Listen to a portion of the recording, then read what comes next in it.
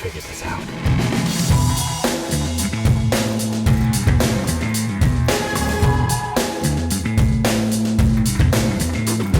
So it's been 3 or 4 days since I built the manual machine, and I'm still not very good at it. So what I decided to do was practice for 20 minutes every day.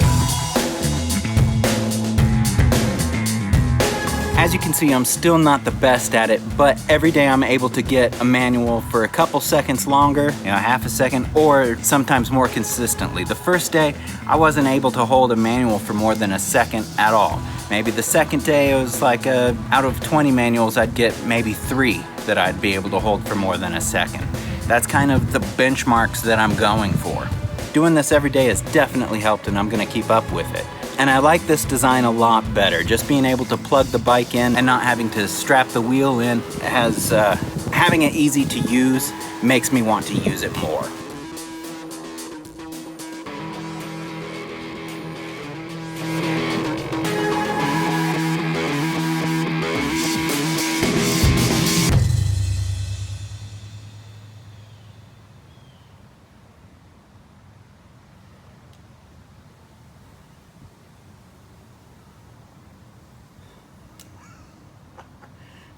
There it is.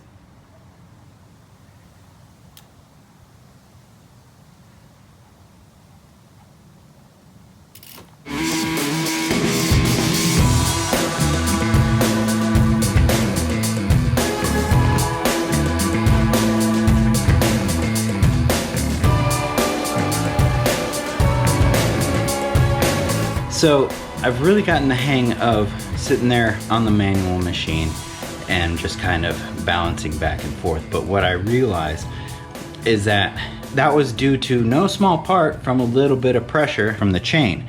Just putting a little bit of forward pressure would help keep the front wheel up. Now I didn't mind it the first couple times because it felt like it might be, like help from training wheels. Help me figure out where the balance point is and feel that and then move on from there. So I took the chain off, just kind of put it back there so that that spins freely now.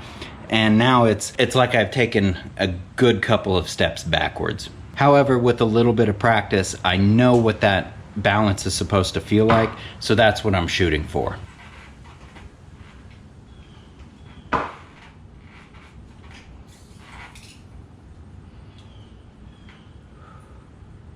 Look at that, no pedals, no chain. I mean, that was all right. That was my best one ever with no chain. Some key points that I've kind of picked up is the lower your butt is to the wheel, the lower your front wheel is going to be off the ground.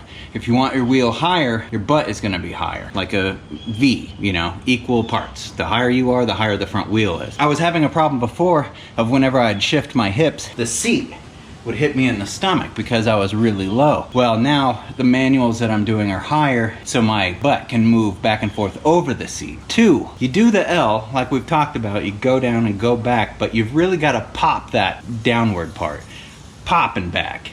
Pop down and go back, and that helps get the front wheel up. So you're not spending all your effort and just yanking the bars or whatever. I don't know if that makes any sense. 3, when you do get up into that position, you want to keep your shoulders engaged. You don't want to round out your back. That makes for a sore ass back the next day. 4 or 5, 4.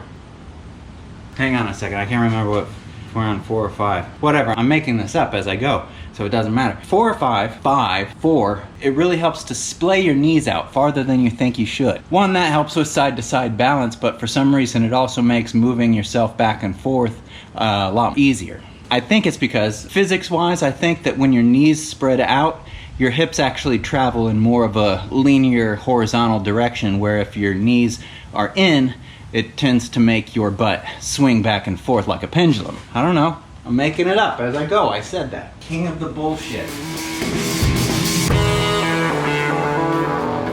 I wouldn't say I'm a professional at it by any stretch of the imagination. However, I do think that I'm better than I was. So pretty soon you'll see me rolling through the parking lot on my rear wheel, and you'll think to yourself, what a dick.